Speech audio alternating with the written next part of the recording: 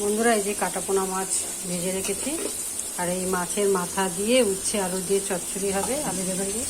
আর এই মাছের ঝোল হচ্ছে, আলু পটল দিয়ে হালকা পাতলা একটু ঝোল করবো। নুন হলুদ দিয়েছি, এবারে যে মিক্সিতে মশলা আছে মশলা দিয়ে করবো। ব্লগটা দেখতে থাকুন।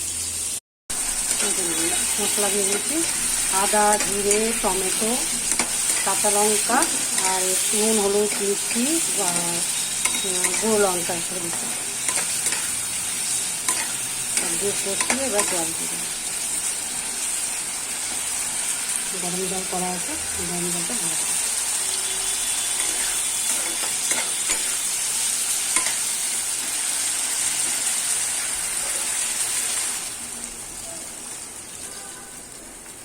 পাতলা ঝোল হবে। আর এখানে কাঁচকলার কোপ্তা হবে। কাঁচকলা সেদ্ধ করে রেখেছি, আলু সেদ্ধ করে রেখেছি, ওটা দেখতে থাকুন। বন্ধুরা, আমাদের এখানে বৃষ্টি হচ্ছে, থামছে। ওই নিয়েই সব বাজার দোকান করতে হচ্ছে আমাদের।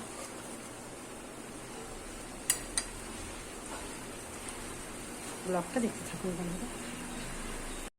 বন্ধুরা। এই কাঁচকলার কোপ্তা করব। এই কাঁচকলা আলু সেদ্ধ, কাঁচকলা সেদ্ধ, একটু বেসন দিয়ে আর নুন হলুদ মিষ্টি আর একটু আদা জিরে টমেটো সব পেস্ট একটু দিয়ে মাখিয়ে করেছি। এবার এটাকে বড়ার আকারে করে তারপরে আলু দিয়ে তরকারি করব। ব্লগটা দেখতে থাকুন বন্ধুরা। এই যে ভাত, আলু ভাজা, মুসুর ডাল আর এই যে মাছের তরকারি। ব্লগটা দেখতে থাকুন বন্ধুরা। এই যে কোপ্তা কারি, আর এটা হচ্ছে ডাবটা উচ্ছে কুমড়ো সব কিছু দিয়ে চচ্চড়ি, মাছের মাথা দিয়ে আলু বেগুন বরবটি সব দিয়ে, আর এটা তো মাছের ঝোল। এবার দুপুরে খাবো। এটা কাঁচকলার কোপ্তা।